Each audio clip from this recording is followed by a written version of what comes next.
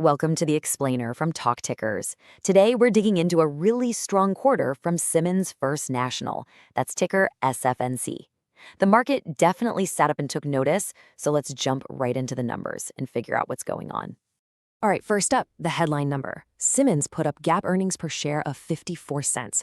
Now that's a solid beat, coming in a full 6 cents ahead of what the analysts on the street were expecting. A really clean, quality number to kick things off.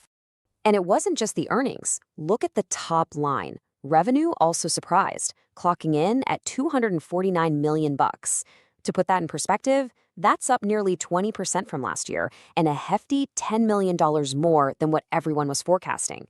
So a beat on both the top and bottom line. So how did the market react? Well, they loved it. The stock shot up almost 7% in the trading session right after the announcement, and it was on heavy volume too. You can tell investors were really paying attention and clearly liked what they saw.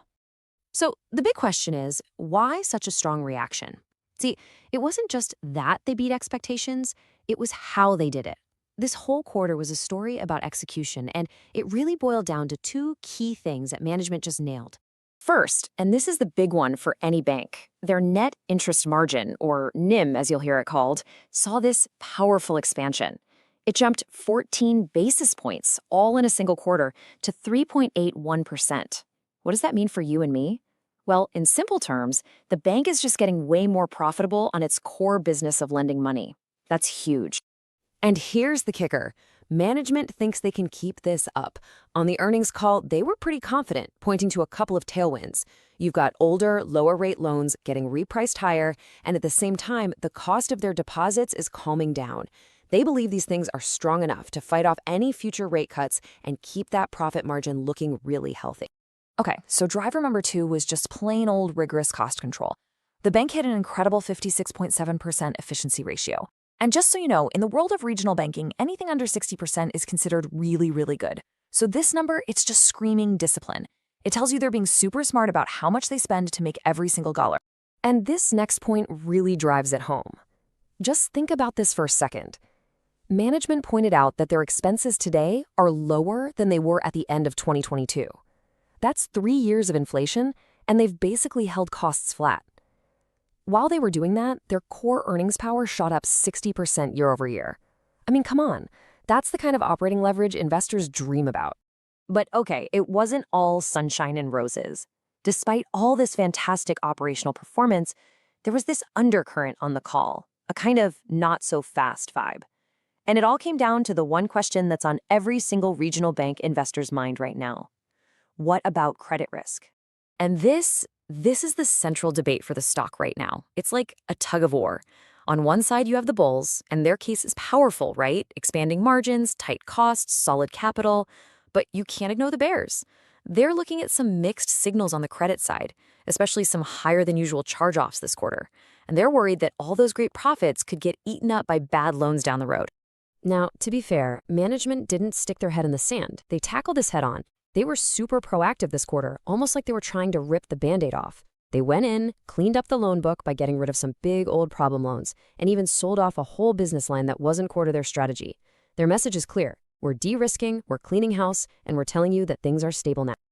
Okay, so that's the story of the quarter. Let's look forward now and see what this all means for their 2026 guidance and what we should all be keeping an eye on.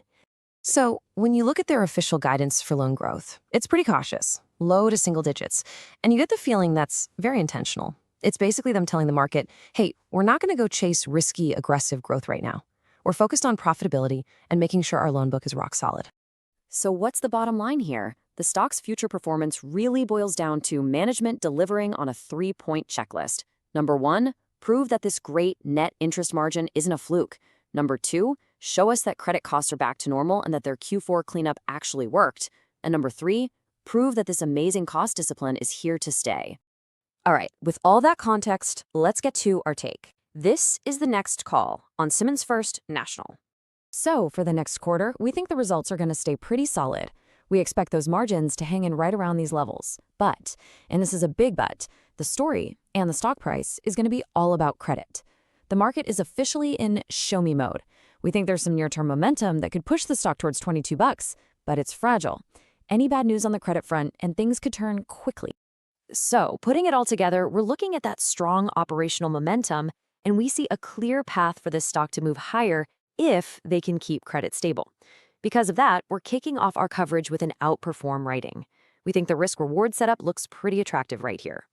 And that leads right into our trade idea, which we're calling the credit re-rating. Here's the thesis. The market cheered the good earnings, no doubt, but we think it's still holding back, applying this credit discount to the stock price. It's trading cheaper than it should because of that uncertainty. So the trade is simple. Go long SFNC common stock. What's the catalyst? Just 1 or 2 quarters of boring, normal credit costs. If they can deliver that, we think that discount evaporates and the stock re-rates higher in a big way. The risk? Well, it's obvious. Any new credit blowups and this whole idea is out the window. This is not financial advice.